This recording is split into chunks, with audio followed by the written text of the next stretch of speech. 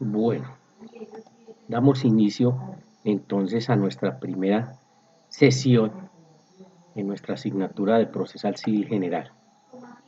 Como habíamos determinado y como habíamos acordado, vamos a hacer las conferencias con pantalla compartida de tal manera que con base en el compromiso ustedes van a tener la conferencia o las conferencias y las diapositivas. Ya saben, la ventaja es que teniendo las diapositivas ustedes mismos manejan su tiempo, ustedes mismos entienden y encuentran la razón de ser de manejar la clase con responsabilidad y, como les dije, todas las conferencias van a estar enfocadas para que ustedes, dentro de la franja nuestra, que es los miércoles de 7 a 10 de la mañana, puedan desarrollar toda la actividad académica. Este compromiso lo vamos a cumplir y no nos vamos a salir de esos parámetros. Ya vimos todo el contexto general, ya tuvimos la oportunidad de reunirnos, entonces damos comienzo a lo que nos habíamos comprometido. Los principios, el contenido que viene a ser la guía de cátedra. ¿Qué es lo que vamos a ver? Vamos a ver estos 10 capítulos. ¿Cuáles son esos 10 capítulos? Primero vamos a hablar de la principialística, pero orientada al procedimiento civil. Vale la pena volver a recordar que cuando yo me refiera a la jurisdicción civil, jurisdicción ordinaria en lo civil, es extensiva a asuntos de familia, asuntos laborales y asuntos comerciales. Y como es el Código General del Proceso, pues irradia también para otras ramas del derecho como lo son laboral y contencioso administrativo. Lo que sucede es que en laboral y en contencioso administrativo hay ley especial, por lo tanto ya saben ustedes, por precepto constitucional la ley especial está por encima de la ley ordinaria. El Código General del Proceso es una agrupación de normas ordinarias. Entonces tiene aplicación primero la ley especial, pero ante los vacíos, las deficiencias de la ley especial, ya saben, tienen que ir a mirar Código General del Proceso. Entonces en ese primer capítulo nos vamos a ubicar en esa fuente del derecho. Ustedes saben que los principios es una de las fuentes del derecho. Hay otras, como lo son la principal, la ley, la principialística, la costumbre, la jurisprudencia, la doctrina, en fin, los principios orientados al procedimiento civil, o sea, con los cuales se ha elaborado, se ha estructurado en Colombia la existencia de todo un procedimiento en ese orden. Pasaremos a la competencia civil, advirtiendo que ustedes ya en teoría general del proceso vieron jurisdicción y competencia, pues aquí la tienen que aplicar plena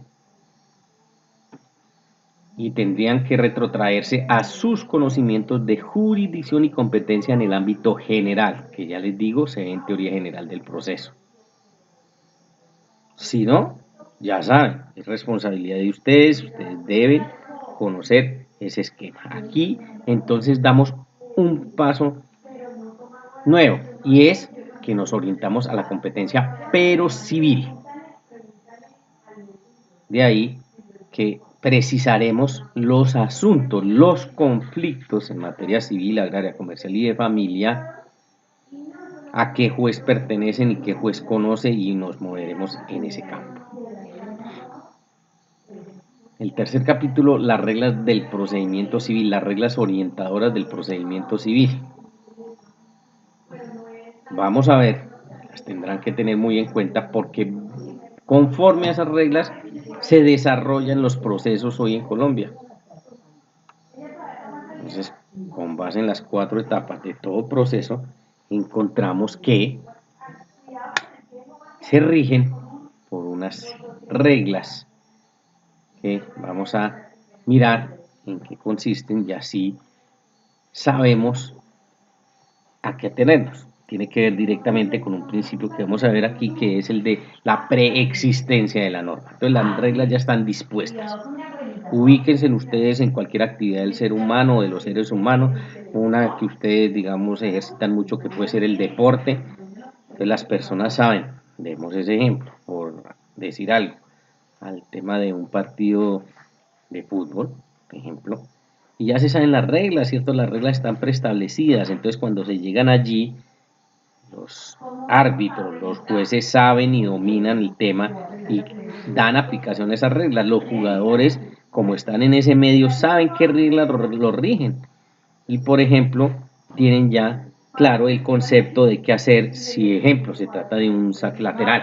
¿Cómo se debe hacer? Entonces, por más de que usted quiera, si está respetando ese régimen en el que estamos dando el ejemplo, pues usted no puede hacer un saque lateral con el pie porque se le ocurrió. No, tiene una forma, tiene unas reglas que hay que cumplir y aquí las vamos a aplicar en el procedimiento civil. Van a estar orientadas en ese procedimiento civil. Después pasaremos ya a la teoría plena de los actos procesales. Entonces acuérdense que les dije ya en las primeras de cambio que el libro segundo del Código de Procedimiento Civil y del Código General del Proceso, que es la herramienta de ustedes, se orienta a toda la teoría de los actos procesales. Entonces ahí tenemos todos los subgrupos de todos los grupos, de los actos procesales que vamos a ver. Y si usted mira con cierto cuidado, solo quedarían por fuera unos que serían los actos procesales probatorios. ¿Por qué? Porque esos actos procesales probatorios en la mayoría de nuestras universidades están destinados a una asignatura particular, independiente, autónoma, que se llama Teoría General de la Prueba o en otras universidades probatorio. Por eso, esos faltarían aquí. Entonces, desde ahí ya tomen nota, ya tienen que estar muy pendiente que estos son los actos procesales, los que tienen ustedes ahí dispuestos en la pantalla. Faltarían solo uno, que son los actos procesales probatorios. Les insisto, ¿por qué no los tenemos aquí dentro de la guía de cátedra de Código de Procesal Civil General? Porque se ven como una asignatura autónoma e independiente.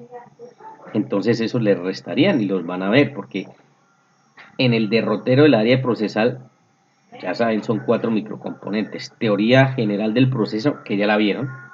Procesal civil general, que es en la que estamos. Y le restarían procesal civil especial, que es los procesos en particular. Y probatorio o teoría general de la prueba, que es lo mismo, que serían los actos procesales probatorios. Pero son de tal rigor y son de tal importancia que en la mayoría de universidades le asignan, le destinan una asignatura autónoma e independiente. Esto es solo para ubicarlos en el contexto. Y entonces iniciaremos con los actos procesales de introducción, que les recomiendo esta tabla de contenido. Deben grabarla, deben memorizarla, deben trabajarla, porque usted sabiendo utilizar la teoría de los actos procesales, que son los que dinamizan las distintas etapas del proceso, pues va a estar llamado a triunfar en la actividad judicial, como abogados, como jueces en el sitio que se ubiquen, como consultores, como ministerio público, como terceros, en fin. De los primeros, los actos procesales de introducción contienen la demanda y la contestación de la demanda. Todo lo contentivo a la demanda y lo veremos, cómo se estructura, cómo se hace, qué se puede hacer con una demanda en Colombia, se puede retirar una demanda, sí o no, si se puede retirar, en qué tiempo se puede retirar, cuáles son los requisitos para retirarla, en fin. Se puede pedir la aclaración, se puede pedir la reforma de la demanda, sí, todo eso lo veremos y ustedes lo tienen que saber, porque obviamente que ustedes pues manejarán y tendrán que manejar esos actos procesales en las distintas etapas del proceso. Esto lo tienen que asociar directamente con una cosa que ustedes vieron que se llamó el derecho de acción y de contradicción, porque aquí está reflejado todo el derecho de acción, ¿cierto? En la demanda, en el desarrollo de la demanda. Y la contestación de la demanda, todo lo que tiene que ver al extremo demandado, y se hace ejercicio del derecho a la defensa. Entonces ahí lo acopian en ese capítulo cuarto. Los actos procesales de decisión, que veremos, en Colombia son solo 2, Los autos y las sentencias, miraremos puntualmente todo ese contenido. Los actos procesales de comunicación, que son las órdenes y las notificaciones. Vean que es importante que tengan en cuenta primero que es la generalidad, pues actos procesales de comunicación, listo, usted mismo asocia cuáles son. Son las órdenes y las notificaciones. Los actos procesales de terminación. Entonces estaría ahí todo lo contenido a la terminación normal del proceso y a la terminación excepcional o mal llamada normal del proceso. Los actos procesales de ordenación, impulso o instrucción, que son sinónimos los tres, con cualquiera de los tres los conocen y están orientados a permitirle, a darle al juez esas herramientas para que el juez pueda promover el proceso y llevarlo hasta su fin, con sentencia, que es la razón de ser de nuestros jueces. Los actos procesales de alegación, vamos a ver en qué consisten, dónde aplican, dónde hay lugar a usarlos, y terminaremos con los actos procesales de impugnación, todo lo que tiene que ver con recursos. Esto orienta y de qué manera todo el quehacer al interior de un proceso judicial. Su importancia pues es máxima, ¿cierto? Es bien significativa. También nos habíamos comprometido con una bibliografía general, simplemente la dejo expuesta ahí. Hay muchos doctrinantes, pueden ustedes consultar el libro que quieran de autores nacionales, de autores extranjeros, eso es del arbitrio de cada uno de ustedes. Y unas lecturas recomendadas, de las cuales yo he sido el autor, que tienen que ver directamente con actos procesales. Ahí también tienen un derrotero donde consiguen esa información, pero ya les digo, no es de carácter coercitivo esta bibliografía, como ninguna bibliografía. Pueden y están en la absoluta libertad de consultar todo lo que ustedes a bien tengan respecto de lo que es procesal civil general. Por eso miren ahí que hablamos algunas veces de volúmenes, de tomos, porque la mayoría de doctrinantes en materia procesal dividen sus estudios por tomos, y es muy similar, o muy similar no, totalmente similar a cómo están ustedes enfrentando su penso. Entonces usted un mismo autor, como puede ser el doctor Jairo Parraquiano, usted puede encontrar el tomo 1 que le habla de teoría general del proceso, el tomo le hablará de procesal civil general, el tomo 3 de especial, el tomo 4 de pruebas, en fin. Entonces lo manejan por tomos, de tal manera que ustedes ya saben aquí cómo deben referirse a esa bibliografía. Porque en procesal civil general, pues hay que acudir a la bibliografía pertinente. Ahorita no es momento para que, ejemplo, ustedes se dediquen al tomo número tal de tal autor si habla de procesal civil especial, porque estamos enfocados en ese procesal civil general. Entonces es simplemente una guía que es básica, que es general, pero para nada los obliga. Pueden consultar los autores que quieran, les repito, de acá, me refiero a Colombia, o del exterior. Nos ubicamos entonces en nuestro primer capítulo y lo empezamos a desarrollar, los principios del procedimiento civil. ¿Qué son los principios? Los principios son mandatos de optimización de las reglas procesales. Por eso son orientadores, por eso son fuentes. O se constituye una fuente del derecho que hoy es muy importante, importantísima. De ahí que cuando usted analiza una jurisprudencia, por ejemplo, encuentra el tema de principios, o ustedes que ya han tenido la oportunidad de ver jurisprudencias de la Corte Constitucional, enmarca primero los principios orientadores. Cuando ustedes abordan las leyes, las nuevas leyes que se están sacando, las leyes especiales o de carácter general, miren que sin importar el tema, siempre dicen o hablan de unos principios orientadores.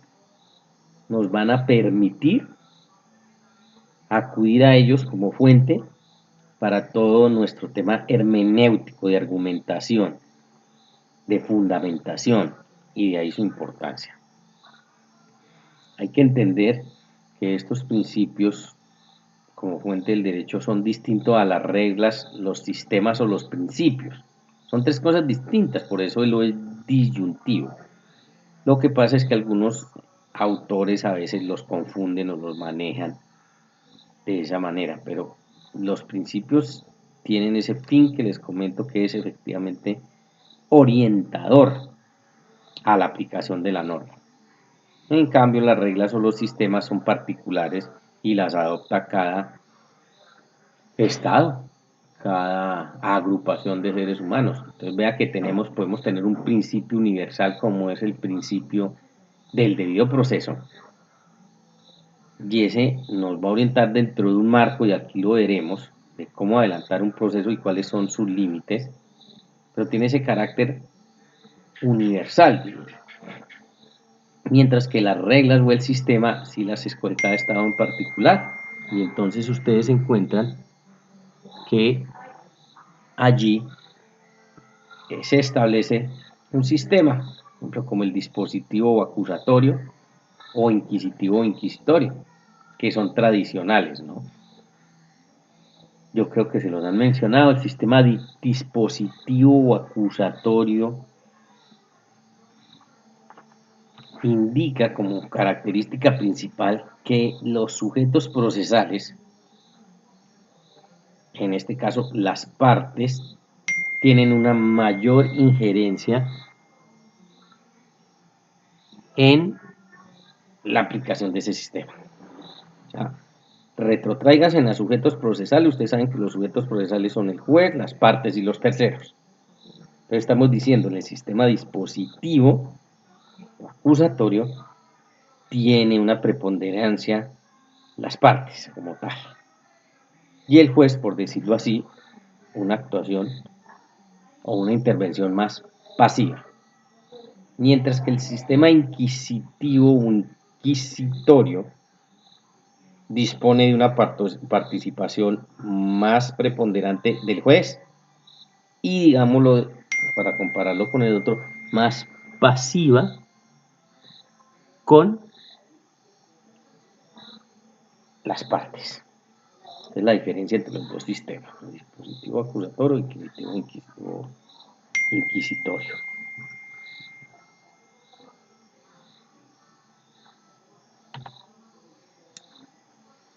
La valoración de la valoración probatoria. Entonces ya empezamos puntualmente a ver los principios que tienen que ver con el procedimiento civil. Porque ustedes de estos principios tienen que haber muchos que no les pueden ser ajenos, porque ustedes los han visto en otras asignaturas, en otros microcomponentes. Entonces, la valoración probatoria, por eso vamos, ahí he escogido unos que ahí encuentran cada numeral, hace alusión a uno, y los he escogido al azar, porque considero que estos son los que más les pueden servir. Principios en materia procesal hay más de 200, pero no tiene ningún sentido ponernos a hablar de los 200, por eso he escogido al azar unos, porque son los que me parece que ustedes deben conocer y son los que orientan nuestro quehacer, hablo en Colombia, de la actividad procesal civil, agraria, comercial o de familia. Entonces, la valoración probatoria, ¿qué consiste? Valorar. ¿Quién la hace? El juez, ¿no? Operación mental que hace el juez para establecer si los hechos se encuentran demostrados o no. En eso también lo tienen en cuenta porque tiene que ver con materia probatoria. Esta etapa de la valoración probatoria es la cuarta dentro de un sistema que se aplica en Colombia que se llaman los momentos de la prueba, pero lo verán en probatorio. Un primer momento es el de la solicitud, un segundo momento es el de la admisión o inadmisión de la prueba, un tercer momento es el de la práctica de la prueba y el cuarto, en el cual estamos con base en el principio, la valoración probatoria. ¿Quién valora las pruebas? Única, exclusivamente el heterocomponedor, el juez. Y el fin es establecer si esos hechos se encuentran demostrados o no. Ya encuentran ustedes sistemas para esa valoración probatoria, o una tarifa legal que existía antes y se manejaba, o una libre apreciación que es lo que está hoy en boga de nuestros jueces, de nuestros aparatos jurisdiccionales en la aplicación de la valoración probatoria. Nuestros jueces acuden a la libre apreciación de todo el acervo probatorio. Acervo, ¿qué quiere decir acervo probatorio? La reunión de todas las pruebas que pueden provenir del demandante, del demandado, de los terceros. El juez las puede decretar de oficio y entonces hace una libre apreciación de todo ese conjunto. Por eso se llama acervo, quiere decir conjunto de pruebas. El principio de la publicidad. Dar a conocer las actuaciones realizadas en el proceso se cumple o se materializa mediante la notificación. Derecho a ser informado sin demora, pues es lo ideal. Y adquiere ese carácter público, hay que entenderlo en su dimensión, ¿no? Dice que estamos hablando de principios y no son absolutos todos. Es más, el único principio que yo considero absoluto en materia procesal es el de la preexistencia de la norma. Todos los otros son relativos, o sea, admiten sopesarlos con otros. Y en la publicidad usted encontrará que habrán unos elementos o habrán unos, más que elementos, unas situaciones en las cuales se disponga que no hay lugar a publicar ciertas actuaciones en defensa de la sociedad, en defensa de un menor, en defensa de personas que la Constitución protege. Y entonces guardan un secreto, ¿cierto? Se guarda un secreto en torno a ellos, o lo verán en materia penal, ¿cierto? Que hay unas actuaciones que no es o no pueden ser de público conocimiento hasta que no haya avanzado el proceso a unas etapas. El principio de la contradicción, ya les decía, la íntima relación con el de publicidad, porque es la oportunidad de oponerse, defenderse. Todo el derecho a la contradicción, capítulo que vieron en teoría general del proceso, y nace de una notificación en legal forma. Porque ustedes ya tienen que saber que en Colombia uno puede defenderse a partir de que lo hayan notificado en legal forma. Ahí le surge para usted, como extremo pasivo o demandado, la posibilidad de defenderse. Entonces hay que saberlo, hay que conocerlo, porque una vez, repito, notificados, empiezan a correr unos términos para que usted se defienda. Y obviamente que ahí aparecemos en la escena los abogados, porque si vamos a hacer un ejercicio del derecho a la defensa, pues será dentro de un ambiente de conocimiento, ¿cierto? Un ambiente técnico para ejercer la mejor defensa. Y ahí entonces se lucirán con todo el derecho a la contradicción. El principio de la preclusión, ¿qué quiere decir? Precluir, cerrar, clausurar, so pena de que se declaren ineficaces sus actos. Quiere decir, esta última parte que se refiere a extemporáneos. Entonces, todas las actuaciones procesales precluyen en un tiempo, que puede ser de días, que puede ser de meses, que puede ser de años. Por eso dice que so pena, aplicando el principio de preclusión, de declarar significables si usted no lo hace dentro de ese tiempo. Porque si usted deja pasar el tiempo y después intenta promover la actuación judicial, pues ¿en qué deviene? En ineficaz, porque el juez le va a decir, es extemporáneo, ya no es de recibo. Esto tenía tal término para que usted actuara. Si se pasó, precluyó y esa sería la consecuencia. El principio de la adquisición, importantísimo, pero tiene que ver directamente también con los actos procesales de probatorios. Los actos procesales no pertenecen a las partes, pertenecen al proceso en materia de pruebas. Y es que una vez practicada la prueba, cualquiera que ella sea, ya no es del resorte de las partes, ya no pueden disponer de ellas. Ya eso hace parte del proceso y el juez le dará la valoración que él encuentre pertinente hacerla. Entonces yo no puedo darme el lujo de que solicite una prueba, se practicó la prueba y resulta que no obtuve con ella el resultado que quería y decirle al juez, no, pues como yo la solicité, entonces yo la retiro de la actuación procesal. No, ya aplicó el principio de la adquisición de esa prueba, ya lo saben, es para el proceso, pertenece al proceso y no a las partes. Por eso las partes no pueden, después de practicadas las pruebas, disponer de ellas. El principio de economía procesal, eso sí, enfocado a todo el aspecto universal de la economía, ¿cierto? Obtener el máximo del resultado con el mínimo del esfuerzo. Eso es lo ideal. Y en materia judicial, pues se propugna por eso. Hay muchas herramientas, hay muchos caminos, hay muchas situaciones para lograrlo, pero es difícil, ¿no? Porque obtener ese máximo resultado con el mínimo de esfuerzo, pues requiere no solo de actuaciones particulares, sino también del apoyo del Estado en cuanto disponga de una rama judicial robusta, y en él también tenemos muchas deficiencias. El principio de impugnación, y entonces también lo reservan y lo tienen en cuenta ahí, porque nosotros hablamos que hay unos actos procesales de impugnación. ¿Qué es impugnar? Pues esa facultad otorgada a las partes cuando están inconformes con una providencia judicial. Por eso yo la puedo atacar. Pero eso tiene todo un contexto que hay que mirarlo con cuidado, porque no todas las providencias judiciales se pueden impugnar. Ese es un primer escenario. Y la sacaría todas porque podría ser irrecurrible, o sea, no le cabe ningún recurso. O verán, hay muchas otras actuaciones en materia procesal que limita el ejercicio de los recursos. Entonces le caben recursos, pero no todos. Es, por ejemplo, cabe reposición, pero no cabe apelación. Bueno, yo ya tengo que saber que si no estoy conforme con esa decisión, lo que procede es un recurso de reposición, porque está determinado que para esa actuación no es susceptible de apelación. Ya sí, un manejo de la regla que pues tienen que tener y llegar a la destreza de manejarlo.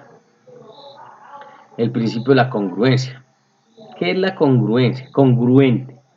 Concordancia que debe existir entre lo formulado por las partes, no importa que sea demandante o mandado, y la decisión del juez, porque ustedes saben que en Colombia opera la teoría abstracta, en la cual, dependiendo de lo que se pruebe, pues puede ser ganador el extremo activo o demandante, o vía excepciones puede ser ganador el extremo pasivo o demandado. Entonces, eso será parte del debido proceso.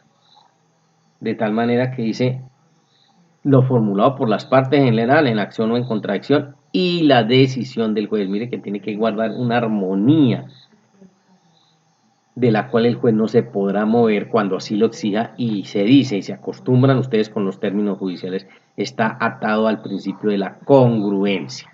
Si está atado al principio de la congruencia, vean que el juez, su decisión no se podrá salir de lo que las partes hayan formulado, ya sea accionando o ya sea ejercitando el derecho a la contradicción. Y hay unas modalidades. Una modalidad externa en el manejo del principio de la congruencia que se denomina ultra petita, extra petita o minus petita. ¿Y en qué consiste? En que hay unos eventos en los cuales para ciertos tipos de actuaciones se minimiza el principio de la congruencia y le dice al juez: usted puede fallar ultra o extra petita o minus petita. Petita tiene que ver con petitum, con pretensión. Entonces, ultra petita, ¿qué significa? Que el juez puede conceder más de lo que le solicitaron. Extra petita, por fuera de lo que le solicitaron, y minus petita, menor de lo que le solicitaron. Entonces mire que esta modalidad externa, ¿a qué se refiere? A que se rompe el principio de la congruencia. Entonces van a conocer ustedes de algunos casos en los cuales le dice: para estos asuntos el juez no está atado al principio de la congruencia, debe y tiene que fallar ultra, extra o minus dependiendo de las circunstancias. Y lo encontramos en asuntos como los de familia, que en aras de favorecer el núcleo familiar, por ejemplo, si es un conflicto de familia y hay menores y no se refieren nada a las partes, a los menores, el juez está en la obligación de fallar ultra y extra petita en favor de esos menores. Y miren que les estoy diciendo, se rompe el principio de la congruencia, por lo tanto el juez entra a favorecer a ese menor, y sin que las partes se lo hayan dicho, él entra a disponer de ese menor, como puede ser, ejemplo, la cuota de alimentos. Y miren que el tema puede devenir en otro asunto, ser un divorcio, pero existiendo menores, el juez está en la obligación de fallar ultra y extra petita y ahí lo establece. Y en algunos casos, pues minus petita, que es menos de lo que se solicitó. Y en el carácter interno, la congruencia que debe haber entre la parte emotiva y resolutiva de la sentencia y de toda sentencia. Claro, tiene que haber un hilo conductor. Cuando ese hilo conductor no es coherente o no es consecuencia de él o no es consecutivo, entonces hay una ruptura entre la parte emotiva y la parte resolutiva. Eso en Colombia, ¿qué genera? O una nulidad o una posibilidad de usted impugnar esa decisión argumentando precisamente eso, que la parte resolutiva, por ejemplo, no es congruente con la parte emotiva. Y si eso es así, usted tiene razón y el superior jerárquico donde vaya la actuación tendrá que entrar a establecer que efectivamente hay una falencia entre la parte emotiva y la resolutiva, por lo tanto entrará a dictar un nuevo fallo. El principio de la cosa juzgada, que le da un carácter obligatorio y definitivo a las decisiones de los jueces. Aquí tienen que tener cuidado que hay cosa juzgada material y hay cosa juzgada formal. La cosa juzgada material, ¿cuál es? Aquella que no resiste, no acepta ningún cambio. Ya se dispuso por el juez, se respetó todo un debido proceso y lo profiere en ese sentido, tiene ese carácter obligatorio y definitivo, que no se puede modificar. Por eso, si yo estoy inmerso en un proceso y resulta que ese proceso ya se había adelantado y ya un juez se pronunció sobre él, pues yo qué alego, cosa juzgada, porque le digo al juez, mire, esto ya se juzgó entre las mismas partes con base en los mismos hechos y entonces prosperaría. Esa es la cosa juzgada material, ese carácter definitivo. Pero en Colombia hay unos asuntos que hacen tránsito a cosa juzgada formal. ¿Eso qué quiere decir? Que hay eventos de unos conflictos muy particulares en los cuales la cosa juzgada no puede ser material, tiene que quedar en el ámbito de formal. El ejemplo típico allí, ¿cuál es en Colombia? El tema de alimentos. Usted puede pedir que se fije una cuota de alimentos y resulta que fijada esa cuota de alimentos es insuficiente si usted arrima las pruebas necesarias y existe esa necesidad del menor para que cumpla con esa obligación de los alimentos, usted le podría al juez pedir que aumente la cuota de alimentos. Y ya le digo, si usted logra probar eso, el juez estará en la obligación de hacerlo. Entonces alguien podría decir, no, pero es que ese asunto ya se trató, eso hay cosa juzgada material. No, en asuntos de familia no, porque si se presentan unas nuevas circunstancias, como lo estamos mencionando en el ejemplo, pues ¿qué sucede? Que si la necesidad del menor es esa y el juez encuentra que efectivamente el demandado, perdón, tiene más bienes o tiene cómo responder con una cuota a la cual antes era insuficiente, pues puede perfectamente aumentar la cuota. Entonces la primera sentencia fijó la cuota. Esa primera sentencia hace tránsito cosa juzgada, pero formal, porque como es susceptible de cambios, puede venir una segunda actuación en la cual determine que hay lugar el aumento. Esa segunda decisión hace tránsito a cosa juzgada formal, porque también si se cambian las circunstancias, pues podría disminuirse o en algunos casos exonerarse. Entonces hay que tener cuidado, ¿no? El principio de la cosa juzgada material y formal. El principio de las dos instancias, de ese les habrán hablado muchas veces, lo que en Colombia desarrolla todo el tema de la apelación, ¿no?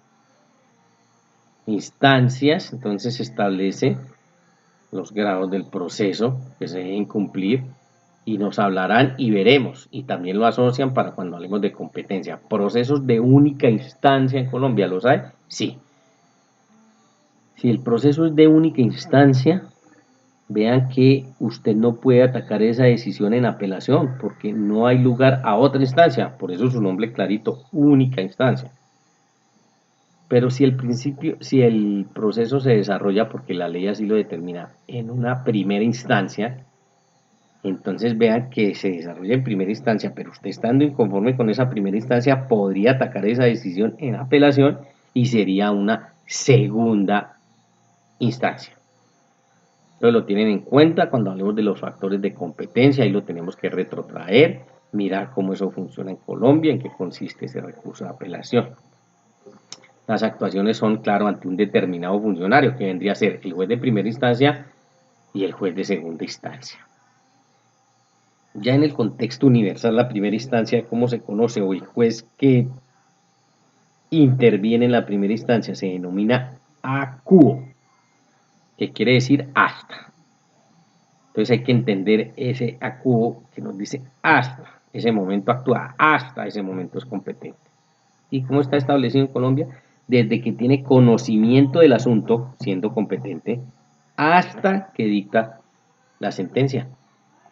Y ahí se tramita entonces toda la primera instancia. Por eso también se conoce como juez natural o juez competente, el que atiende la primera instancia. Y la segunda instancia, el juez que atiende la segunda instancia entre nosotros se denomina ad quem o ad quem, dicen otros. El ad quem quiere decir desde. Y también cómo se estructura. El juez de segunda instancia entonces actuará desde que le llega la actuación de la CUO, que es la que fue objeto del recurso, hasta que lo resuelve. Entonces ya pueden precisar actuación en primera instancia, actuación en segunda instancia, cuando va la CUO, por qué acude, después acuden y cómo funciona. Tienen que tenerlo muy en cuenta para el factor funcional de la competencia, porque barriendo los factores de competencia nosotros veremos y ustedes tendrán que saber cuando hay primera y segunda instancia quién es el acuo y quién es el acuerdo. El principio de la informalidad. El juez debe interpretar lo pedido por el interesado. Es totalmente garantista, ¿no? Un principio garantista que le dice al juez que en lo posible, pues interprete lo que le está pidiendo el interesado. Y esto es alusivo a las personas del común, ¿no? Que es donde se verían inmersas. No lo entendería uno de un abogado, porque conociendo la ciencia jurídica, pues su pedido va a estar conforme a la norma. Pero el de informalidad le dice al juez que prevalezca o debe prevalecer el derecho sustancial sobre el derecho formal. Y ahí entonces le da la posibilidad de interpretación. Principio de la obligatoriedad de los procedimientos. Nadie puede ser juzgado sino por tribunal competente, ojo, competencia, y observando las formas propias del proceso y el procedimiento preexistencia de la norma. Se conjugan esos dos principios en la obligatoriedad de los procedimientos. Claro, están diseñados, están fijados, es mediante ellos que tenemos que movernos. Es prevalente en Colombia, reiteramos, el derecho sustancial sobre el derecho procesal, de tal manera que si un juez de la República, un magistrado, se encuentra en esa dicotomía entre una norma sustancial y una norma procesal, ¿qué tiene que hacer? Darle preferencia y prevalencia a la norma sustancial. En el Código de Procedimiento Civil encontramos en el título preliminar 3 principios, el del impulso, el de las instancias y el de la gratuidad, que se conservan en el Código General del Proceso y se aumentan en su título preliminar. Ahora no tenemos no solo esos 3, sino el Código General del Proceso se dio a la tarea de incorporar otros 7 que tienen que ver directamente con el desarrollo de las audiencias y las actuaciones orales en Colombia. El principio de la iniciación e impulso de los procesos. Aquí de forma simultánea influyen los sistemas dispositivo e inquisitivo en el proceso, ahora diseñado, porque en Colombia tenemos esa mixtura. Y no podemos hablar de un proceso 100% o puro en lo dispositivo o puro en lo inquisitivo. No, hay una mezcla de todas estas reglas y de estas modalidades. Esa es una de las características del dispositivo y del inquisitivo. Entonces en unas actuaciones usted podrá mirar o podrá determinar que tiene más características que del dispositivo que del inquisitivo, o contrario censo, en otros ve que tiene más injerencia lo inquisitivo que lo dispositivo. Ese impulso de los procesos basado en esas reglas, aquí también cabría el ejemplo de la escrituralidad y la oralidad. En Colombia no manejamos sistemas eminentemente o puros orales, no. Hay una mixtura y hay unas etapas del proceso, hay unos actos procesales que respetan la escrituralidad y se deben hacer en ambientes de escrituralidad. Lo que pasa es que mayoritariamente pues son y serán orales con las nuevas disposiciones. Una tendencia a una aplicación mayoritaria de la oralidad sobre la escrituralidad. de las instancias que tiene que ver con el recurso, nuevamente apelación, dice los procesos tendrán dos instancias a menos que la ley establezca una sola. Y entonces ya saben, nos hablará de procesos de primera instancia, siempre que les salen de un proceso de primera instancia, ustedes ya tienen que asociar que existe la posibilidad de una segunda instancia. Y cuando establece una sola, nos hable, estos procesos serán de única instancia. Ya veremos cuáles. Eso desarrolla el artículo 31 de la Constitución, que dice toda sentencia podrá ser apelada o consultada, advirtiendo que la consulta fue desterrada del ordenamiento procesal civil con el Código General del Proceso. Por lo tanto, en ese sentido solo hablamos de que toda sentencia podrá ser apelada en principio, aunque no es cierto, porque ustedes ya saben y tienen que analizar que si la sentencia es en un proceso de única instancia, no hay lugar a una segunda instancia. Si no hay lugar a una segunda instancia, nunca podremos hablar de apelación. Entonces eso hay que mirarlo en contexto, ¿no? No es que aplique a rajatabla y plena. Principio de la gratuidad. Bueno, el servicio de justicia que presta el Estado será gratuito, sin perjuicio del arancel judicial y de las costas procesales, por eso las separamos, que siempre se o habrá lugar a cobrarlas. Este principio también es relativo y es muy mentiroso en el fondo, porque el servicio de justicia, sí, es entre comillas gratuito, pero ¿quién permite la remuneración de nuestros jueces y los magistrados? Pues nosotros mismos a través de vía impuestos o el Estado con las regalías o lo que le pueda entrar por su actividad económica. Entonces esto de que es gratuito tiene su reparo grande. Nosotros mismos sufragamos todos esos gastos. Y separa, digamos, el arancel judicial y las costas que se constituyen el arancel judicial en un tributo para fiscal a favor del Estado destinado al mejoramiento de la función pública. Entonces encontrarán ustedes que se cobra por parte del Estado por ciertas actividades procesales un monto, un arancel, que va a ese destino. En esto no vamos a entrar a discutir ni a pormenorizar, pero es un manejo muy similar al ejercicio de los impuestos, ¿no? La figura del impuesto concebida como está universalmente, pues es benéfica para la generalidad, ¿no? Porque cobrando o cobrándole a las personas un impuesto cuyo fin está destinado a unos intereses generales y a favorecer a las gentes más desprotegidas en un país, pues nadie puede discutir eso. Distinto es el manejo que le dan, o que se lo roban todos, o que son excesivos, o que siendo permanentes, siendo temporales se vuelven permanentes, en fin. Pero como institución, pues es muy loable. Y el arancel judicial está destinado al mejoramiento de esa función pública, cosa que también en Colombia muy poco o nada, pues se cumple. Y las costas procesales, que incluye las expensas y las agencias en derecho, o sea, en general, los gastos que se ocasionen en el desarrollo de un proceso que estén debidamente probados, los debe pagar la parte que sea vencida en la actuación. Por eso popularmente se dice, ¿quién paga las costas? ¿Quién pierde en la actuación judicial? Y es cierto, porque lo condenan en costas. Hay unos gastos alusivos al proceso que ya les digo, por o como regla general los debe pagar la parte vencida. Principio del acceso a la justicia, bueno, muy trillado, ya también lo conocen en el aspecto constitucional. Los términos procesales se observan con diligencia y su incumplimiento injustificado será sancionado. Los términos procesales incluyen los judiciales y los legales. ¿Cuáles son los judiciales? Los judiciales son los que determina el juez. Entonces, en algunas actuaciones usted verá que el juez dice, para hacer esa diligencia, que puede ser una inspección judicial, requerimos de 2 días, que es un terreno inmueble muy grande, y se van a precisar o se va a mirar un tema de linderos. Bueno, puede que implique 2 días. Entonces es un término judicial en el que participa el juez y las partes, pero lo fija de acuerdo a las circunstancias y las condiciones. Esa misma inspección la puede hacer en un complejo de propiedad horizontal en Bogotá, donde sabe uno que lo limitado del apartamento pues es una diligencia que perfectamente se puede hacer a lo sumo en 1 hora.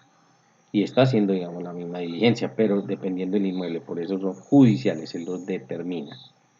Y los legales, ¿cuáles son los términos legales? Los que dispone el legislador. Entonces encontrarán ustedes que en Colombia dice el término del traslado para los procesos verbales es de 20 días. Bueno, ese es un término legal que es inmodificable porque lo ha dispuesto o lo ha señalado el legislador y está inmerso en la ley. En este principio del acceso a la justicia, pues el tiempo señalado para resolver contribuye a la humanización de la justicia. Al ser humano no puede distraerle de esa misión en atender con ansiedad e incertidumbre un proceso sin tener claro cuándo termina. Y es todo un ejercicio en el cual Colombia se ha dado la pela y se desgasta mucho, ¿no? Pero determina en asocio con el principio de preclusión, ya saben ustedes que todos los actos procesales precluyen, pues asociado con el acceso a la justicia. Y entonces uno acude a la justicia para que le resuelvan un conflicto, pero tiene que ser en términos razonables de la duración del proceso o de la actuación civil. A eso se refiere. Alcance más extenso, ¿no?, de este principio, asegurar la efectividad de la tutela judicial. ¿En qué consiste? Pues esa es la garantía que los derechos legítimamente reclamados ante jueces sean amparados y satisfechos gracias al proceso. Ese es el fin del proceso en su carácter general, que tiene que ver con la sociedad. Esas sentencias de cualquier juez de la República pues tiene que conllevar una paz social y la gente poder confiar en el aparato jurisdiccional de tal manera que dijo que se hizo justicia en tiempos razonables. Si eso se refiere al numeral segundo, ¿cierto? Debido proceso de duración razonable. Si eso se desborda, entonces pasa lo que está sucediendo hace muchos años en Colombia, y es que las personas le han perdido la credibilidad al aparato jurisdiccional. Y entonces o no acuden a los procesos o los descuidan o, lo que es peor, hacen justicia por su propia mano. Porque dicen, ¿yo qué me voy a meter a someter a un proceso judicial en Colombia si, ejemplo, tiene una duración de 12 años? Eso no tiene ningún sentido. Pues prefieren no acudir a ella. Y también determinando ese alcance, legitimación de grupos de personas para acceder a la jurisdicción. Ya lo han visto ustedes en constitucional, ¿no? Acciones colectivas como las acciones populares y de grupo, que saben ustedes que llegaron a nosotros con la Constitución del 91, por eso se habla de legitimación de grupos. Estamos hablando en plural y saben que ustedes esas acciones se pueden promover y en público pues las verán y tendrán que adentrarse en ellas. Esos principios de acceso a la administración de justicia y el debido proceso, pues fueron la base de todo el Código General del Proceso. En ellos, digamos que se cimentó todos los cambios para que eso pudiese, y es el cometido que pueda funcionar. Hay uno que se encuentra en el código que habla del proceso oral y por audiencias, eso para mí no es ningún principio. Es un carácter mixto del proceso, lo hablamos dentro de la escrituralidad y la oralidad, pero es un sistema. Además me parece redundante, proceso oral y por audiencias, pues en Colombia no está dispuesto sino una posibilidad de hacer o de actuar en oralidad, que son las audiencias. O algunos pueden incorporar ahí las diligencias, pero la diligencia en el fondo, ¿qué es? Es una audiencia pero in situ, porque algunos conflictos lo exige así. Toca irse, si es un problema de deslinde y amojonamiento, pues es con base en un lindero, pues el juez tiene que tener conocimiento de ese lindero y para ello tendría que acudir allí en una diligencia, ejemplo de inspección judicial. Pero proceso oral por audiencias no comparto. Primero, que sea un principio y segundo, es redundante. Igualdad de las partes para actuar, una garantía que tiene que determinar el Estado. Y encontramos, y también llamado al principio de bilateral de la audiencia o del contradictorio, hay que garantizarle igualdad de oportunidades procesales a todos los sujetos.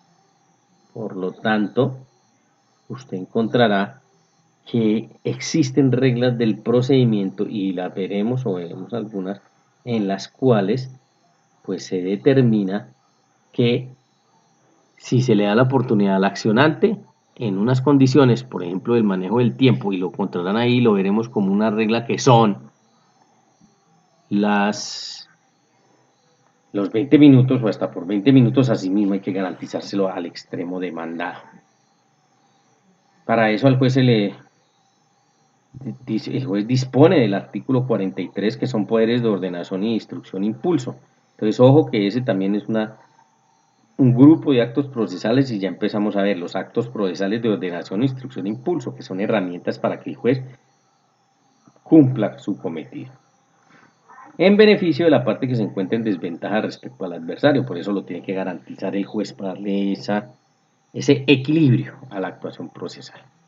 Principio de concentración.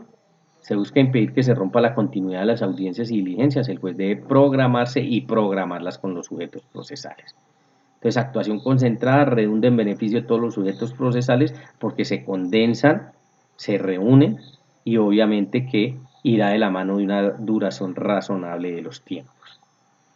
El principio de inmediación, el cual en Colombia está establecido y es una orden categórica que se le da a nuestros jueces y magistrados, que practique personalmente todas las pruebas y las demás actuaciones judiciales, en lo posible, claro, artículo 171, entonces nosotros veremos cuáles son las excepciones. Pero el llamado a todos nuestros jueces, a todos los heterocomponedores, es que deben cumplir con el principio de la inmediación, tienen que garantizarlo y ellos tienen que cumplirlo. Por eso deben estar presentes en las actuaciones judiciales. Distinto, y no se dejen confundir, es que esa actuación se puede hacer, por ejemplo, en el ámbito de la virtualidad, en el ámbito de una teleconferencia, pero ahí no quiere decir que se rompa el principio de inmediación. La inmediación, en pocas palabras, no quiere decir de cuerpo presente, porque ya sabemos nosotros con el apoyo de las tecnologías que uno puede estar presente, pero de una manera virtual, como hoy tan de moda está entre nosotros. El principio de legalidad. Debe hacerse uso de la doctrina probable, presente judicial, ¿no? Que ya existen, o hacer alusión o referencia o retrotraer algunas decisiones o actuaciones de los jueces en casos similares o muy parecidos que se hayan ventilado. Por eso se debe explicar en forma razonada los motivos por los cuales se aparta de ese presente judicial. Si eso ya existía, si hay jurisprudencia abundante y fluida en torno a eso, pues el juez se acogerá a ella, o de lo contrario tiene que argumentar o fundamentar muy bien para decir por qué se aparta de ella. El proceso deberá adelantarse en la forma establecida en la ley. Entonces saben ustedes que es el principio de la preexistencia de la norma, que les reitero, para mí es el único absoluto. Todos los otros son relativos, de tal manera que se pueden sopesar cuando tenemos presencia de dos o más principios. Entonces se les da un valor, ¿no? Y allí pues el juez en esa valoración determinará por qué le dio un mayor valor específico a un principio A que a un principio B. Y el del debido proceso, artículo 29, que ustedes ya les han hablado hasta la saciedad de él, pero enmarca toda nuestra actuación. Ese, yo les digo a mis alumnos sin temor a equivocarse, es el papá de todos los principios, porque allí están condensados no solo los que se anuncian allí, sino que dispone de unos límites constitucionales en Colombia para moverse dentro del debido proceso. Entonces tenemos, hace énfasis en dos eventos, en uno en el alcance y en otro en la aplicación de la cláusula de exclusión. En cuanto al alcance, actuaciones judiciales y administrativas. Vean que ese artículo 29, que es debido proceso, hay que entenderlo que no es limitado a debido proceso judicial, no, porque allí también se incorpora una cantidad de actuaciones administrativas y aún judiciales que no están dentro del marco de un proceso judicial como tal, su alcance es mucho mayor. Y la aplicación de la cláusula de exclusión en cuanto al debido proceso, que realmente la base, ¿no? El de se derivan todos los principios, lo decíamos, y es el marco en Colombia que hay que respetar. Por eso simplemente lo retrotraemos. Yo ya sé que ustedes lo han analizado y lo tienen que analizar en otro contexto, pero obviamente que siendo el papá de todos los principios, pues hay que disminuirlo y entenderlo en el campo procesal como opera. El debido proceso se aplicará a toda clase de actuaciones judiciales y administrativas, ya lo dijimos, su alcance es mucho mayor. Y empieza a enumerar unas reglas basadas en unos principios. Nadie puede ser juzgado sino conforme a las leyes preexistentes al acto que se le imputa. ¿Y de qué me está hablando? Del principio de la preexistencia de la norma. Ante juez o tribunal competente, ¿de qué me está hablando? De jurisdicción y competencia. Y observando a plenitud las formas propias de cada juicio, tipos de procesos y procedimientos. Por eso es que se habla de un marco, de tal manera que si se viola este marco, ¿qué sucede? Hay una nulidad en la actuación. Y entonces yo puedo defenderme en un proceso diciendo que hay una nulidad porque, ejemplo, no se observaron las formas propias de ese proceso. Ordena un procedimiento sui generis, que puede ser el del verbal sumario, y se le dio aplicación del verbal. Ah, bueno, ahí hay una nulidad. Claro que sí. Y hace énfasis el artículo 29 también en los microcomponentes constitucionales y en los penales, pues siempre se trae a colación, ¿no? Porque dice textualmente, en materia penal, entonces esos principios se aplican en materia penal y sus afines, dice la ley permisiva o favorable, aun cuando sea posterior, se aplicará de preferencia a la restrictiva o desfavorable. Principios que en materia penal son de carácter universal, pero nosotros los hemos acopiado para esas actuaciones. Y ahí se desarrolla la otra parte del artículo 29, ¿no? Toda persona se presume inocente mientras no se le haya declarado judicialmente culpable, principio de la presunción de inocencia. Y determina a continuación otros principios. Quien sea sindicado tiene derecho a la defensa y a la asistencia de un abogado escogido por él o de oficio. Derecho a la defensa, ¿cierto? Garantizada. Tanto que aquí cobija a todas las personas domiciliadas, residentes o con lugar de tránsito en Colombia.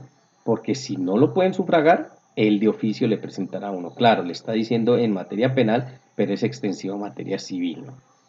Durante la investigación y el juzgamiento a un debido proceso público sin dilaciones injustificadas, hace el énfasis, reiteramos, que el artículo 29 lo trae así, es en materia penal, pero no deja por fuera el civil. Aunque aquí yo tengo que decirlo, yo sí considero que hay una deficiencia del artículo 29 porque es una tendencia hacia la acción penal y sus afines, y debería ser general porque sería para todas las acciones. O sea, el debido proceso en Colombia enmarca para un proceso penal, para un proceso disciplinario, para un proceso civil, para un proceso agrario, para un proceso comercial. Entonces me parece que hay una deficiencia.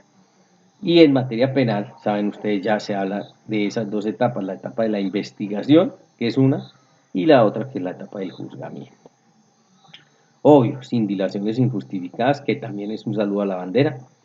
Ya ustedes conocen muchas decisiones en materia penal, donde los abogados conocedores de la norma determinan, ejemplo, la prescripción de la acción y se valen de una cantidad de dilaciones que rompen con esto injustificadas y ellos creen hacerlas justificadas o se las aceptan como justificadas y da al traste con la actuación procesal. Eso hay que revisarlo también en Colombia, eso no está funcionando, eso se presta a todas esas vagabunderías que nosotros vemos. A presentar pruebas, ustedes ya lo vieron en probatorio, a presentar y a controvertir pruebas, las que lleguen en su contra, o sea, todo el tema de pruebas y de los momentos de la prueba, de los 4 que ya dijimos y ustedes los conocen. Por eso no solo a presentarlas o a solicitarlas en sus debidos momentos procesales, sino a controvertirlas cuando los citen a usted a la audiencia de práctica de pruebas. A impugnar la sentencia condenatoria, bueno, en materia penal se pueden impugnar todas las sentencias que sean desfavorables, por eso habla de impugnar recursos, ¿cierto?, de apelación o, bueno, en algunos casos extraordinarios como el de casación o revisión, una sentencia que le sea condenatoria. Y a no ser juzgado 2 veces por el mismo hecho. ¿A qué se está refiriendo? A un principio que nosotros ya vimos aquí, que es el principio de la cosa juzgada. Y entonces ahí dice, no puede ser juzgado 2 veces por los mismos hechos, con el mismo hecho. Eso hay que tenerlo en cuenta, porque si son hechos distintos, pues si procede, no se puede alegar cosa juzgada.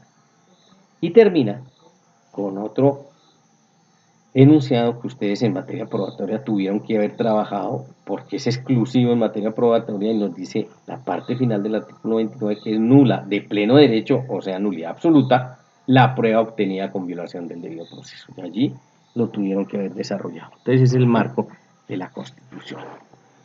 Nuestra Corte Constitucional, que dice el debido proceso. Entonces vamos a dar como las explicaciones de carácter constitucional y de carácter tratado internacional que se maneja en el mundo entero.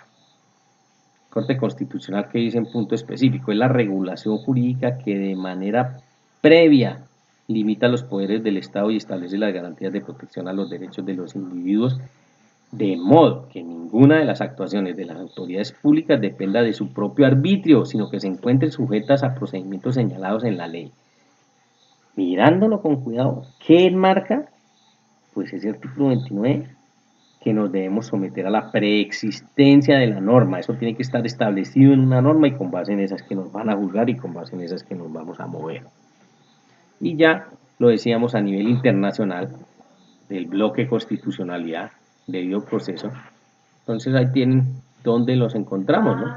Distintas agrupaciones de normas de carácter internacional, como la Declaración Universal de los Derechos Humanos de Naciones Unidas, ahí está la referencia, el Pacto Internacional de Derechos Civiles y Políticos, la Convención Americana sobre Derechos Humanos, al cual se Colombia, que se conoce como el Pacto de San José de Costa Rica, la Carta Africana sobre los Derechos Humanos y de los Pueblos, y estos todos son referentes para entender que Colombia, en ejercicio de la aplicación de justicia, se debe a un debido proceso.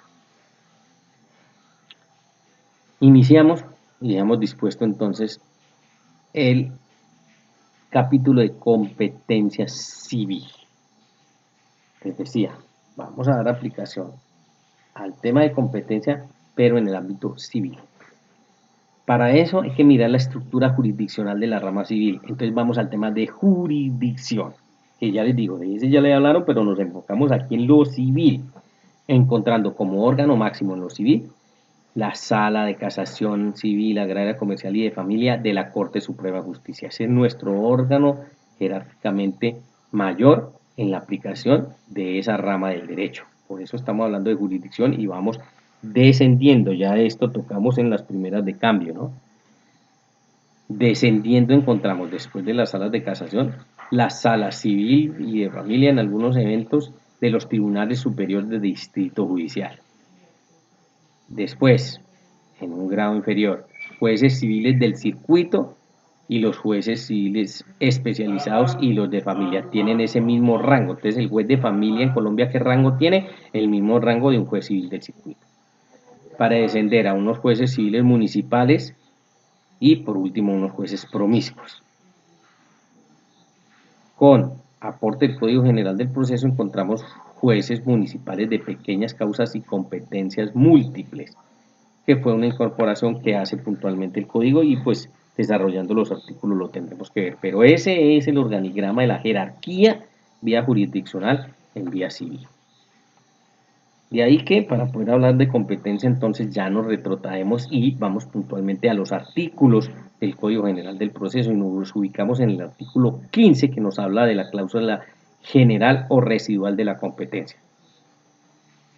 Corresponde a la jurisdicción ordinaria. Ojo, jurisdicción ordinaria porque saben ustedes la jurisdicción ordinaria atiende asuntos laborales, asuntos penales y asuntos civiles en asocio con los que dijimos. Aquí, como estamos hablando de lo ordinario en lo civil, entonces, ¿qué nos dice? Miren que le correspondería a esa jurisdicción ordinaria cualquiera de los tres eventos. Que sí. Si no hay regla que atribuya una competencia a otra jurisdicción, corresponde a la jurisdicción civil.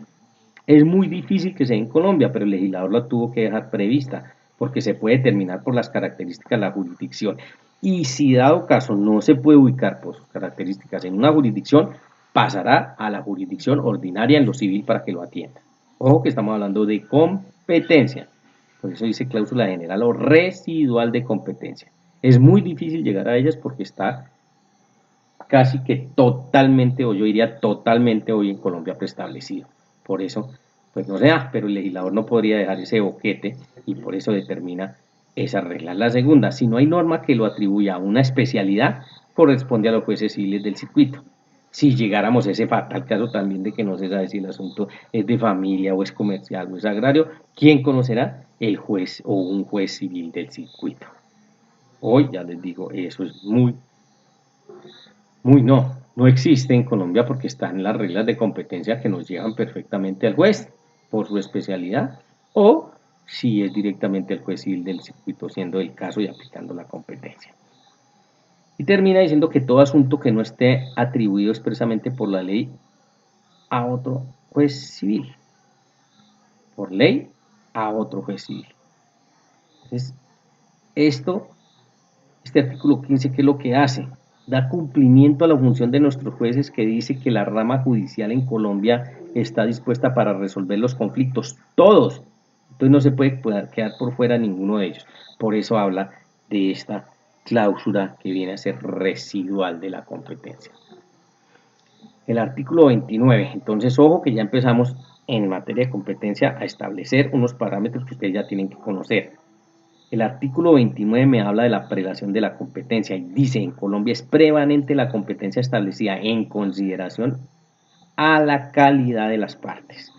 Ténganlo presente, porque ahorita que empecemos a ver los factores de competencia, pues ahí vamos a hablar de prelación de la competencia, que ya les digo, si tiene alguna duda va al artículo 29 del Código General del Proceso y ahí está determinado. Esa es una primera regla dentro de ese 29. Y una segunda dice: las reglas de competencia por razón del territorio, entonces aquí lo limita ya solo al territorio, se subordinan a las establecidas por la materia y por el valor. Entonces aquí, ya les digo, lo tienen presente, porque a esta nos tenemos que retrotraer cuando hablemos de los factores de competencia.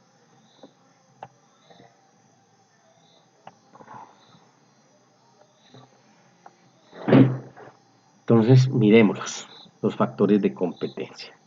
Despacio, con cuidado, vamos a ver cómo operan y cómo funcionan. Artículo que dice que el factor subjetivo, o del factor subjetivo que mira a la persona, conoce la Sala de Casación Civil, Agraria, Comercial y de Familia de la Corte Suprema de Justicia. Y miremos en qué eventos. Pero miren que ojo que el factor subjetivo tiene competencia privativa. Se dice privativa cuando es un juez específico. Aquí me está hablando de un solo juez específico. ¿Cuál? Esa Sala de Casación Civil de la Corte Suprema de Justicia. En aquellos asuntos, procesos contenciosos donde sea parte de un Estado extranjero o un agente diplomático reconocido por Colombia.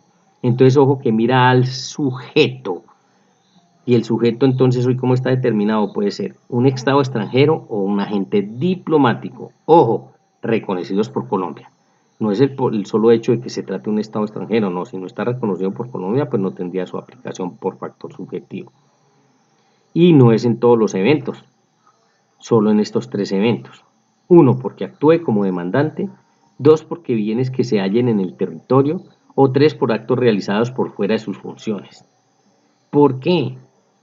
Porque es que, ejemplo, los agentes diplomáticos, saben ustedes, por el derecho internacional público, que cuentan con una protección, un blindaje, ¿cierto? Que es una autonomía diplomática que los protege. Y entonces, por tener ese reconocimiento de agente diplomático, se dice que esos asuntos donde ellos cometan algún tipo de faltas, si es en ejercicio de sus funciones, ejemplo, tengamos en cuenta un embajador, pero en ejercicio de sus funciones, ojo que estamos hablando de competencia, pues el juez competente no estaría en Colombia porque hay una inmunidad diplomática que nosotros hemos reconocido. Su juez estaría en su país de origen. Por eso el literal C, que habla de actos realizados por fuera de sus funciones.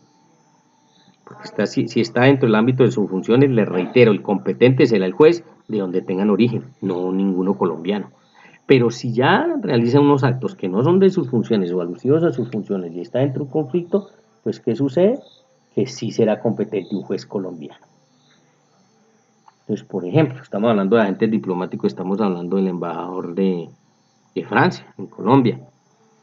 Y resulta que él tiene libertad, ejemplo, para comprar un vehículo en Colombia, en un concesionario. Claro que sí. Eso es una actividad que está por fuera de sus funciones, sí. Por ejemplo, se lo compra uno de sus hijos, se lo compra a su esposa. Son actividades personales que no tienen que ver con su función como agente diplomático. ¿Eso está por fuera? Sí. De tal manera que, por ejemplo, si el concesionario le incumple, ese agente diplomático, ¿qué tiene que hacer?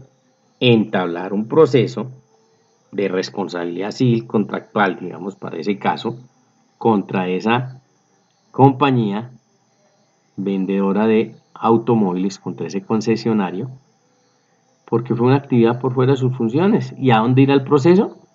A la Sala de Casación Civil, Agraria, Comercial y de Familia de la Corte Suprema de Justicia, porque está determinado que aplica la competencia privativa. Ya no conoce responsabilidad civil contra magistrados del Consejo de Estado, magistrados del Tribunal Superior de Distrito Judicial, porque esto antes existía, ya no.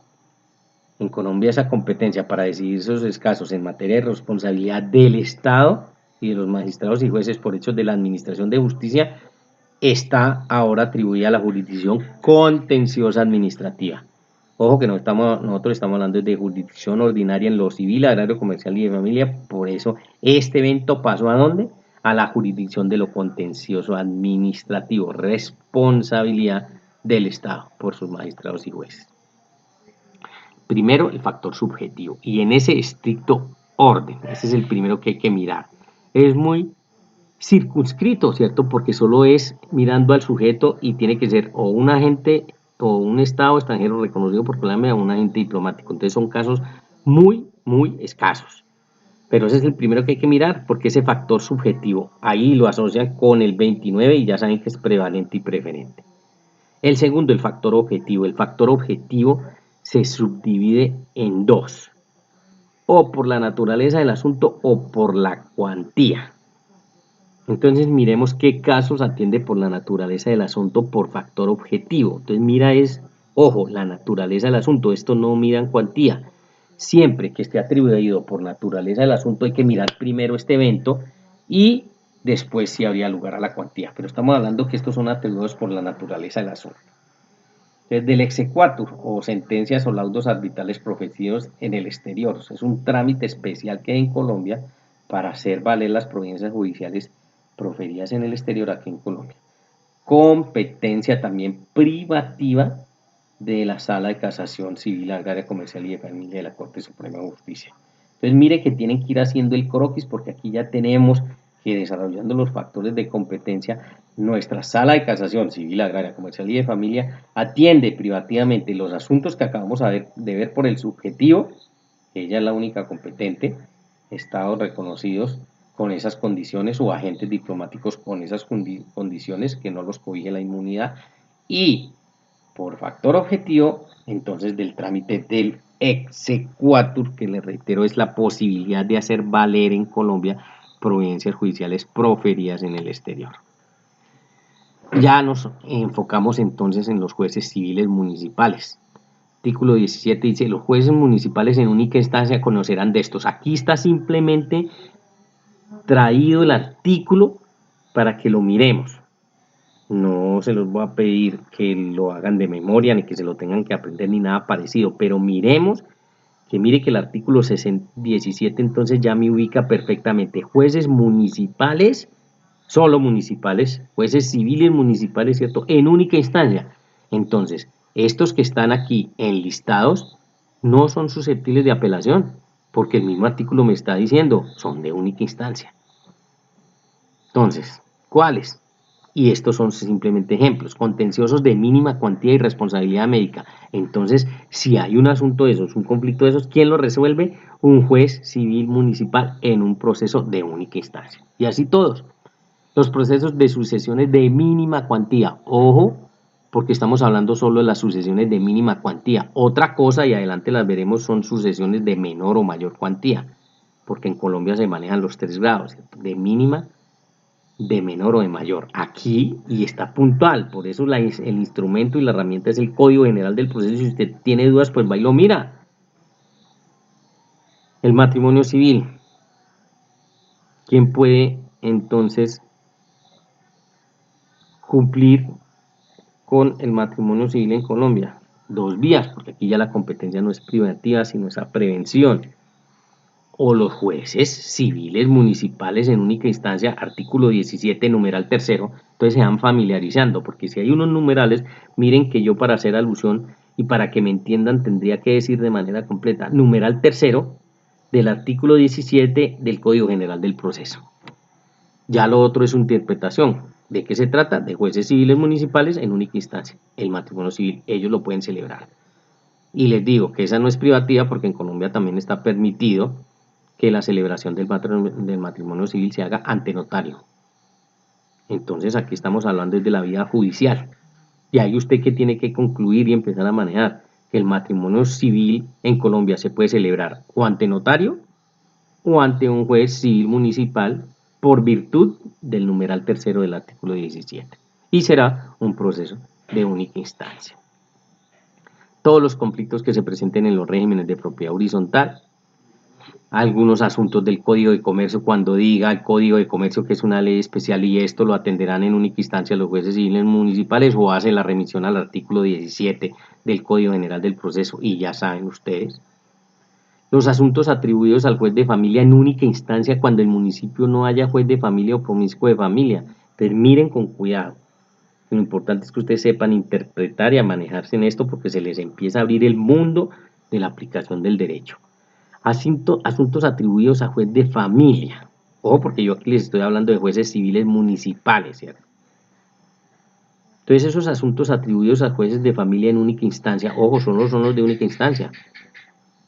Cuando en ese municipio no haya juez de familia o promiscuo de familia, porque el Estado colombiano está en la obligación de cumplir con la resolución de los conflictos, pero no puede garantizar en todos los municipios jueces de familia por el tema presupuestal. Pero el conflicto de familia, si se suscita ya, ¿quién lo atiende? Pues esos que sean de única instancia los atenderá un juez civil municipal en única instancia. A no ser que haya juez de familia o promiscuo de familia, porque si hay juez de familia o promiscuo de familia, pues entonces el competente no será el juez civil municipal, ¿cierto? Será el juez de familia o el promiscuo de familia. Por eso lo que le está haciendo es cubrir la espalda a los jueces de familia cuando no haya, porque ya saben, si hay y el asunto es de familia, pues va a esos jueces. Los requerimientos y diligencias varias que se presenten en materia civil también se tramitarán aquí en única instancia por nuestros jueces civiles municipales. El numeral octavo, disposición especial que ordene al juez resolver con conocimiento de causa breve y sumariamente a su prudente juicio a manera de árbitro en aquellos casos donde se presente de esa manera. Digamos que es difícil también enfocarlo ahí porque ya están todos cubiertos, pero si se llega a presentar, acuérdense de la regla de residualidad. Para este asunto o en este asunto, pues aquellos que serían de única instancia ante un juez civil municipal. Controversias que se susciten en los procedimientos de insolvencia de personas naturales no comerciantes. Ese es un régimen, ¿cierto?, que existe en Colombia de insolvencia de personas naturales no comerciantes. Esas controversias irían a un juez civil municipal en única instancia.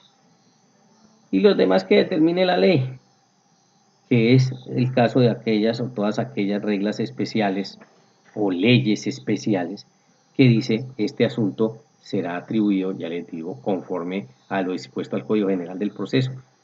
Siendo un asunto de mínima, entonces usted ya sabe que tiene que ir al artículo 17 y decir, bueno, esto es ante un juez municipal en única instancia. El parágrafo de ese artículo 17 me dice los numerales 1, 2 y 3. Solo los numerales 1, 2 y 3. ¿Cuáles son? Los contenciosos de mínima y responsabilidad médica, sucesiones de mínima y el matrimonio civil. Esos tres, ¿qué me dice sobre esos tres? Dice, cuando no exista juez municipal, conocerá el juez municipal de pequeñas causas y competencias múltiples. Solo para esos tres conflictos.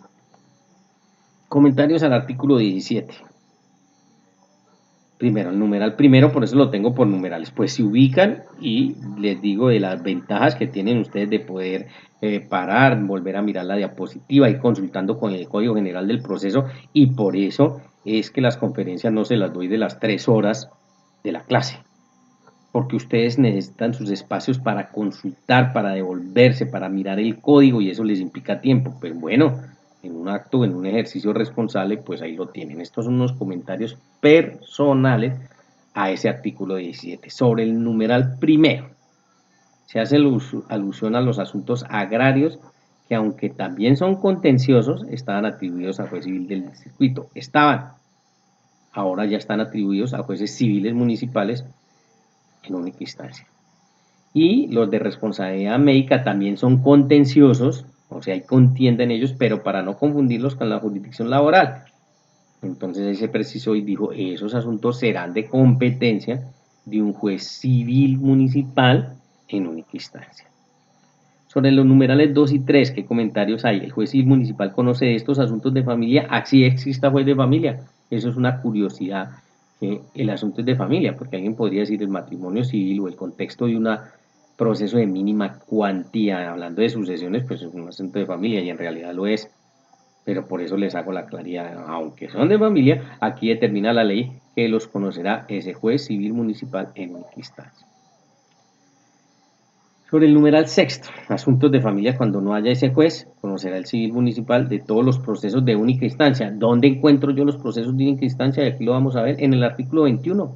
Entonces el artículo 21 me dice asuntos que debe conocer un juez de familia en única instancia. Y a eso es que me está trayendo el numeral sexto, cuando no haya juez de familia. Entonces ahí los miran y encuentran ese listado. Se va agrandando cada vez más el chico, ¿no? Pero bueno, para eso tienen el instrumento. El artículo 18, terminamos con los comentarios de esta primera sesión. Jueces civiles municipales, pero en primera instancia. Entonces ahí está el listado. Contenciosos de menor o responsabilidad mínima. Miren que esto tiene diferencia con el anterior numeral primero, el artículo 17, porque allá nos habla de contenciosos de mínima. Aquí nos está hablando de contenciosos de menor o responsabilidad mínima. Todos los posesorios especiales del Código Civil, la norma sustancial habla de los asuntos posesorios especiales y entonces ahí dice que si se presentan conflictos en torno a la posesión o esas posesiones que habla el Código Civil, ¿a dónde van? A un juez civil municipal en primera instancia. El tercero, todo lo que tiene que ver con el saneamiento de la titulación de la propiedad, que tratan leyes especiales como esa moción 82 del 2008, tiene que ver con el tema de falsa tradición, de poseedores de bienes inmuebles cuya extensión en el sector urbano no sea superior a media hectárea, y si es en el sector rural, que no sea superior a 10 hectáreas. Porque si sobrepasa esos límites ya no será el competente un juez civil municipal, sino sería el juez civil del circuito, pero por eso da esos límites. Vuelve y aparece en el cuarto el régimen de sucesiones, pero ya no las de mínima, las de menor cuantía. Entonces, ¿quién conoce en Colombia de las sucesiones de menor cuantía? Ya saben, jueces civiles municipales en primera instancia. Miren que es el mismo juez civil municipal. Lo que pasa es que aquí es en primera instancia. Y ya lo dijimos, si es en primera instancia, entonces es susceptible de interponer el recurso a la apelación. Cosa que no se puede hacer con todos los enlistados del artículo 17, porque esos son de única. Apertura y publicación del testamento cerrado. Bueno, en materia de sucesiones y familia lo era. La corrección, sustitución o adición de partidas del estado civil o de nombre. Miren que de esas conoce, que es muy común, jueces civiles municipales en primera instancia. Y el numeral 7, que ahorita vamos a los comentarios, ya les digo, con eso terminamos la primera sesión. A prevención, o sea, ya no privativa, competencia a prevención con los jueces civiles del circuito de las peticiones sobre pruebas extraprocesales. Entonces aquí se ubican y analizan ese numeral 7, que es a prevención, quiere decir que puede escoger. Entonces, en materia de pruebas extraprocesales, y si ustedes ya vieron probatorio, allí lo tuvieron que haber tocado. ¿Quién es el juez competente para conocer de pruebas extraprocesales en Colombia? O el juez civil del circuito o el juez civil municipal, porque me da la posibilidad de que yo escoja como interesado que lo escoja. Por eso me habla a prevención. Cuando es competencia a prevención, quiere decir que yo puedo escoger. Esos comentarios al artículo 18. Sobre el numeral primero, los procesos de restitución de inmueble arrendado, aunque sean de menor cuantía, se tramitan en única instancia cuando la causal sea mora en el pago del canon. Eso lo tienen que tener pendiente. Cuando vean la parte especial, vea procesos de restitución de inmueble arrendado, importa, aunque sean de menor cuantía, se tramitan en única instancia, no en primera instancia. Ojo, única y exclusivamente cuando la causal sea mora en el pago de canon. Si otra es la causal, pues ya no existe ni aplica esta regla. Por eso hay que ir con cuidado, hay que ir mirando la norma y dice, es de única instancia, no importa que sea de menor cuantía, hablando del proceso de restitución de inmueble arrendado, pero si la causal es mora en el pago del canon. Los numerales 4, 5 y 6, el juez municipal conoce asuntos de familia, así exista juez de familia, lo mismo que veíamos para el otro. Aunque son asuntos de familia, numerales 4, 5 y 6 conoce el juez civil municipal en primera instancia. Y del 7 ya hablamos que es el de la prevención, el interesado podrá escoger. De esta manera, entonces, dejamos pues hasta ahí nuestra primera sesión. Artículos 17 y 18 en competencia. Estamos viendo el factor subjetivo, ya lo vimos, cuando el factor objetivo en cuanto a naturaleza del asunto. Artículos 17 y 18. Y ya me ubica una vez en el 17 que serán competentes los jueces civiles, municipales en única instancia y todos los enlistados en el 18, ese mismo juez civil municipal, pero en primera instancia. Y con los comentarios alusivos a la competencia cuando en esos municipios no exista juez civil, juez de familia, porque siendo juez de familia y siendo el asunto de familia, pues será conocimiento de ese juez. Está ahí, damos esta primera sesión.